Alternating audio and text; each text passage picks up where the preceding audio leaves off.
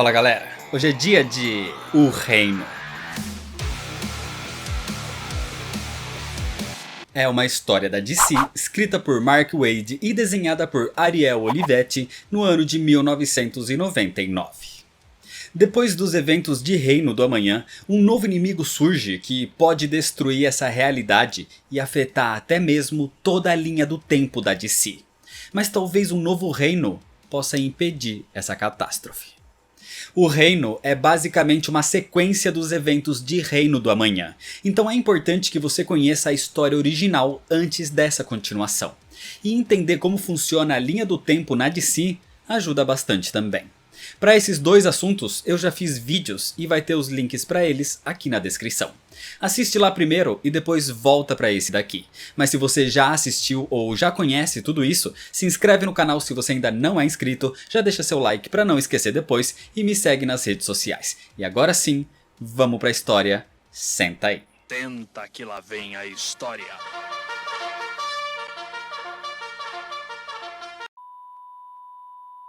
A história começa no Kansas, mais precisamente no que acabou sobrando dele depois dos eventos mostrados em Reino do Amanhã. Todos no meio daquele caos estavam mortos, menos um único garoto, um sobrevivente que foi encontrado pelo Superman. A Quinta Essência, o grupo formado pelos seres cósmicos Zeus, Vingador Fantasma, Ganthet, Pai Celestial e o Mago Shazam, observavam essa cena e comentam que aquele garoto é o escolhido. 4 deles colocam um pouco da sua essência num item, um pergaminho que deveria ser entregue a ele pelo Vingador Fantasma. Alguns anos no futuro, em 2040, depois de todos os ocorridos em Reino do Amanhã, o mundo vem prosperando e vemos que o garoto se tornou um reverendo, o Reverendo William, e o seu deus era o Superman. O incidente no Kansas foi um divisor de águas, e para William, o Homem de Aço era uma espécie de messias que foi enviado para acabar com aquilo, enviado para salvar a humanidade. William era uma boa pessoa, com um bom coração. Ele ajudava os necessitados, mas parecia ser muito obcecado com o Superman e a sua visão divina que tinha sobre ele. Os heróis, a Liga da Justiça, atualmente não aparece muito no mundo. Com toda a prosperidade que a Terra vem tendo, eles não são mais tão necessários. Mas toda essa devoção chamou a atenção do Superman. Naquela noite, enquanto William rezava diante do altar da sua religião, Clark Kent surge dizendo que eles precisam conversar. O Superman lembra dele, lembra do garoto que foi o único sobrevivente no Kansas que ele tirou dos escombros. Mas essa adoração em seu nome não era correta. William via aquela devastação como uma vontade divina, uma mensagem que o pequeno garoto deveria repassar, de que o Superman estava ali por todos, mesmo na destruição. Mas o que houve no Kansas não foi vontade do Superman, foi culpa dele, foi o seu erro. Aquelas mortes foram causadas pelo fato do Superman ter abandonado a humanidade. William não era especial por ter sobrevivido. Ele só teve sorte. Com essa conversa, o Superman pede perdão e vai embora. Mas essa revelação faz William perceber que tudo que sempre acreditou era uma mentira. William destrói a sua igreja e vaga sem mais um propósito. Até que é abordado pelo Vingador Fantasma, levando aquele pergaminho enviado pela Quinta Essência. Era a hora de despertar o escolhido. Quando William toca nele, o seu corpo é coberto por chamas que transmutam tanto o seu corpo como a sua alma, lhe dando acesso a todos os conhecimentos que precisava sobre aqueles que se intitulavam de heróis. E quando apenas sobrou o seu esqueleto, o fogo parou e ele renasceu. Formando uma nova carne, músculos, um físico totalmente diferente, ele estava pronto para mudar os eventos trágicos e moldar o passado com o seu cajado de energia. E antes que o Vingador Fantasma pudesse dizer o seu propósito com isso, o novo William desaparece. Ele reaparece na frente do Superman, que ajudava a população atualmente sem mais uma identidade secreta. E mesmo com uma aparência diferente, o Homem de Aço reconhece William pelo seu batimento cardíaco. Mas antes que pudesse dizer qualquer coisa, com o seu cajado, ele emite uma enorme energia que mata o Superman. Para William, ele era agora um falso profeta. Na verdade, para ele, o Superman era a própria encarnação do demônio. Mas com seus novos poderes e a sua nova visão sobre tudo, ele vai refazer o passado da forma certa. Porque com todos esses poderes agora, ele não é mais o reverendo William. Ele é o poderoso Gog.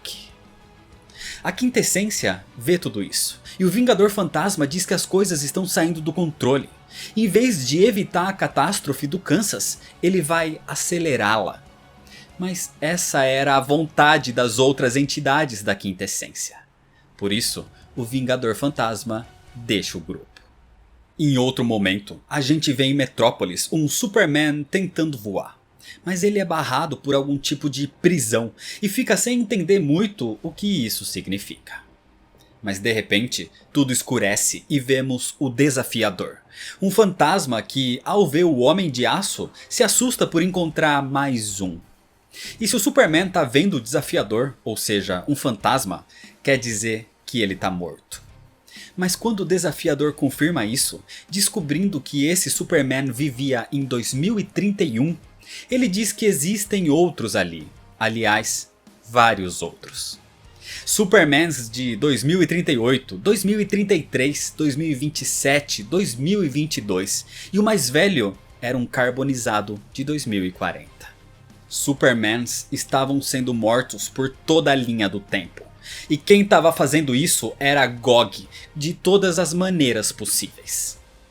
Esse Superman de 2040 explica ao recém-chegado quem era Gog.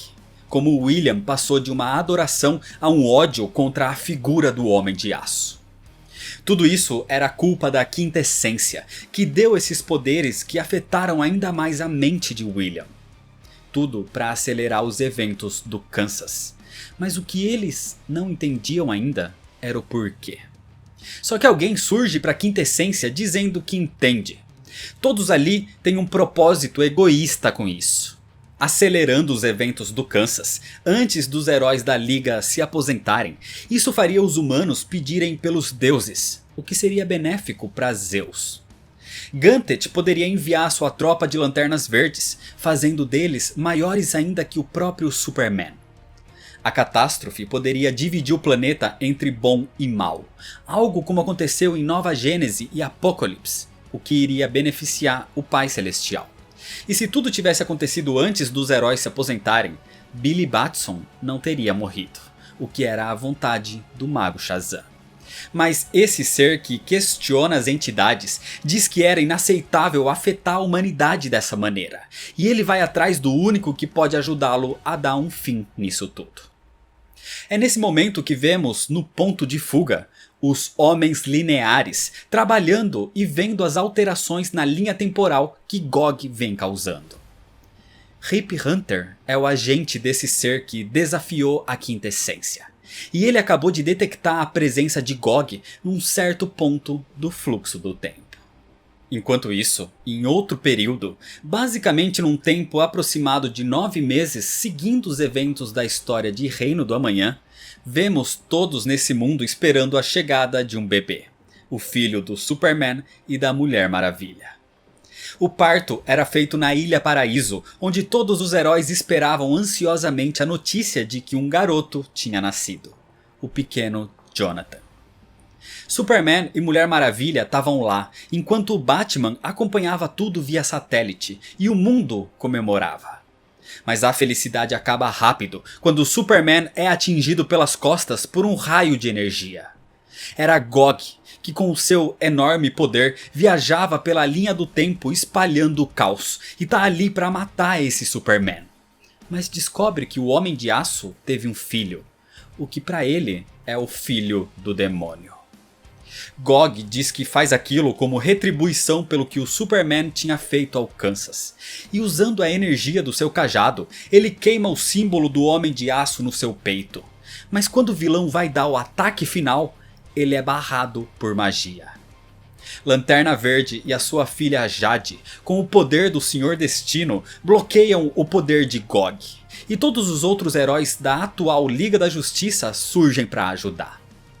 Um grande combate começa, todos unidos contra Gog, e até o Batman surge para recuperar o recém-nascido que o vilão tinha capturado. E nesse momento, Rip Hunter também aparece.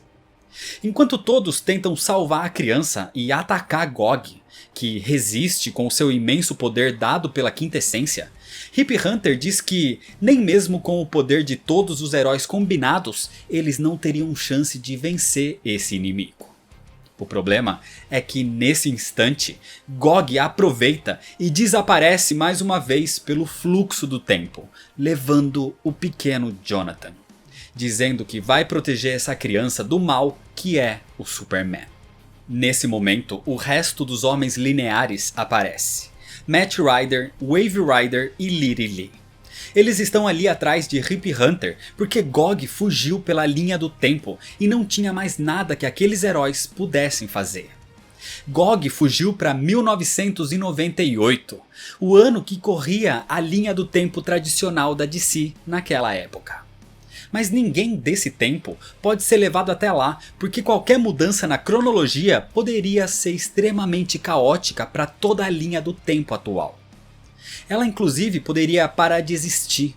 Esse período onde aconteceram os eventos de Reino do Amanhã poderia ser apagado. De qualquer forma, as alterações feitas por Gog já estão condenando toda a linha temporal. E essa linha do tempo pode ser apagada a qualquer instante. Toda essa existência estava em jogo, mas os heróis não iriam desistir, pelo menos sem tentar. Muito menos deixariam uma criança em perigo. Assim, Superman, Mulher Maravilha e Batman deveriam ir atrás de Gog, mesmo que isso possa significar um futuro alternativo. Mesmo os homens lineares não aprovando, Rip Hunter toma uma decisão e ativa o seu sistema de viagem temporal, levando a Trindade até 1998, até a linha do tempo tradicional. Onde nesse período acabava de acontecer uma explosão no Kansas, que é sentida até mesmo em Smallville por Jonathan e Martha Kent. No ponto de fuga, os homens lineares estavam frustrados, mas Rip Hunter tá ali também, só que sem ser notado. Ele estava conversando com seu contato, aquele ser misterioso que enfrentou a Quintessência, dizendo que agora a luta contra Gog no século XX é um pequeno risco, mas que vai servir para expor o maior segredo da humanidade. Em 1998, a notícia sobre uma explosão no Kansas alerta o Superman desse período que voa imediatamente para lá.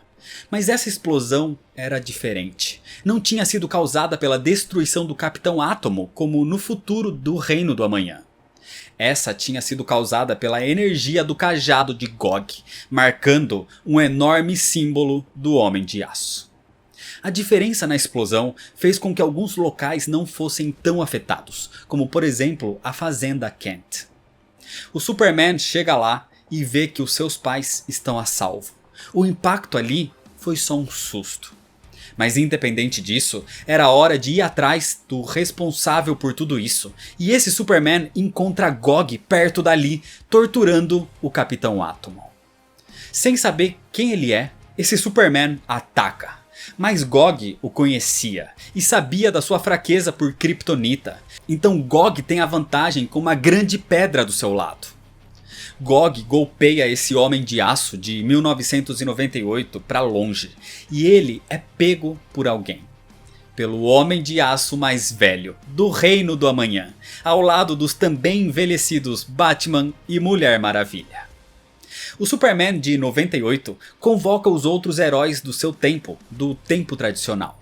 Então Batman e Mulher Maravilha conhecem as suas versões de um futuro alternativo, mas com cautela, porque qualquer informação a mais poderia mudar os acontecimentos futuros, como no caso a relação entre Superman e Mulher Maravilha. O grupo de heróis tenta criar uma estratégia enquanto observam Gog, que estava com a grande Kryptonita do seu lado. Mas o Superman mais velho tenta pensar onde está o seu filho. e percebe que aquela kryptonita não era para ser usada contra ele, e sim para manter o pequeno Jonathan ali dentro. Sem tempo a perder, todos correm na direção do vilão, o afastando da kryptonita. E enquanto os Superman e as Mulheres Maravilhas partiam para a luta, os Batman tentavam libertar a criança e o Capitão Átomo. A luta é intensa e os heróis levam Gog para uma mina de carvão próxima, onde os Homens de Aço transformam aquilo em diamante para mantê-lo preso, nem que seja por um instante enquanto os Batman recuperavam o pequeno Jonathan. Mas assim que eles salvam a criança, que nasceu com resistência à kryptonita, o bebê desaparece nos braços da mãe. Já era tarde demais. Aparentemente a linha do tempo de onde vieram já estava muito instável, o suficiente para começar a se desfazer. A tristeza da Mulher Maravilha se torna em ódio rapidamente, e ela vai vingar a morte do seu filho, revelando para as outras versões mais jovens quem eram os pais daquela criança. Gog se liberta da prisão que foi deixado e até aumenta o seu tamanho, absorvendo cada vez mais poder, causando mais destruição à sua volta. E quando os heróis estavam prontos para contra-atacar, Rip Hunter aparece mais uma vez. Abrindo mais um portal temporal, Rip Hunter transporta os heróis para outro local, para o restaurante Planet Krypton, do período do Reino do Amanhã. E ali estavam 4 outros heróis. A filha do Flash, que tinha assumido o manto de Kid Flash, o Offspring, filho do Homem Borracha, a Nightstar, filha do Asa Noturna com a Estelar, e Ibn al-Sufaq, o filho do Batman. Eles eram uma espécie de novos titãs e estavam ali para salvar o seu próprio futuro. Para tentar atrasar a chegada de Gog, Rip Hunter coloca o prédio no hipertempo. Mas antes de explicar o que é isso, Gog já tinha aparecido e iniciava um novo combate. No meio da confusão, a Kid Flash explica ao Batman o real motivo de estarem ali. Aquele simples restaurante tinha os itens e armas dos heróis do passado. Ou seja, era um arsenal composto com as melhores armas da Liga, incluindo o projetor da Zona Fantasma, só que Gog o destrói. Mesmo assim, aquele lugar continha coisas incríveis como o arco e flecha do Arqueiro Verde, a arma de gás do Sandman, armas do Jonah Hex e anéis dos Lanternas Verdes. Então, com os heróis se unindo e usando todos esses artefatos disponíveis, eles atacam Gog em conjunto e assim conseguem ficar equivalentes em nível de poder. Mas não conseguem derrotá-lo. Com o poder da quinta essência, Gog era muito poderoso. Então, num ato desesperado, Gog ergue o seu cajado e libera uma enorme quantidade de energia em direção do Superman, que destrói as paredes daquele lugar, levando o Homem de Aço para um vazio obscuro que começa a sugar tudo e todos. Enquanto Gog se vangloriava como vitorioso por acabar com esse demônio, todos se surpreendem quando o Superman consegue voltar, dizendo para que os heróis se segurem nele, e juntos eles voltam para aquela escuridão. Aquilo era na verdade a sua salvação, porque aquele era o hipertempo. Nesse instante, Rip Hunter explica tudo, revelando um dos maiores segredos de toda a criação. Algo que ele teve conhecimento, mas não contou nem aos homens lineares, por medo que eles destruíssem isso para manter só um único fluxo. Depois da crise nas infinitas terras, o multiverso deixou de existir, e todos pensavam que só existia uma linha do tempo, que afetando algo no passado, isso iria mudar algo no futuro. Mas acontece que existe o hipertempo. Um lugar que guarda todos os acontecimentos da história que já aconteceram ou que ainda viriam a acontecer. A linha do tempo oficial é única, mas qualquer decisão leva a possibilidades infinitas. E elas não criam necessariamente universos novos, elas criam variações da linha oficial. Tanto que, em algum momento, esses eventos podem convergir e voltar a fazer parte do mesmo fluxo do tempo. É como se, num cruzamento, você fosse para a esquerda. Mas uma versão onde você foi para a direita também existe.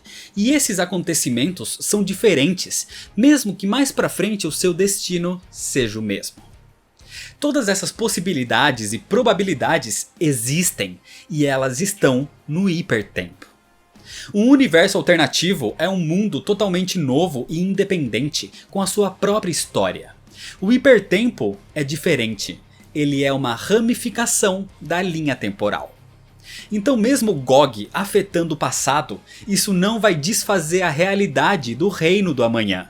Ela existe em algum ponto do fluxo. A única diferença é que a linha do tempo tradicional, sendo afetada dessa forma, não vai passar pelos mesmos eventos. Então o reino do amanhã existe, só não vai mais ser o futuro dessa linha do tempo tradicional do universo DC.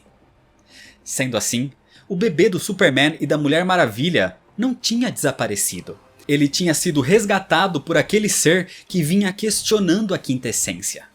E esse ser surge nesse momento com a criança, revelando que ele é o próprio Jonathan crescido, vindo do futuro do fluxo temporal. Ele foi mantido ali até o seu crescimento, e num paradoxo, Jonathan salvou a si próprio. Porque ele é o responsável por cuidar nesse momento do hipertempo. O filho do Superman e da Mulher Maravilha se tornou o Hyperman.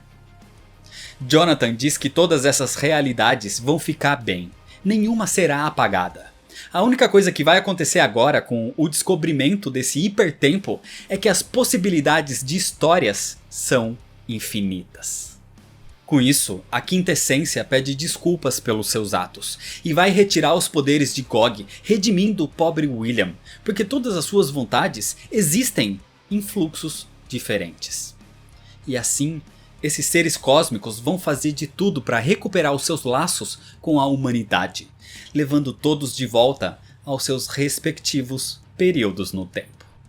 Com tudo isso resolvido, com todas essas novas infinitas possíveis histórias que podem ser contadas, a gente volta a ver o Superman que aparecia preso numa realidade no começo da história. Esse era o Superman original, da Terra 2, da Era de Ouro. E ele percebe que por mais que a barreira dessa realidade ainda esteja lá, ele sabe que agora existe uma porta.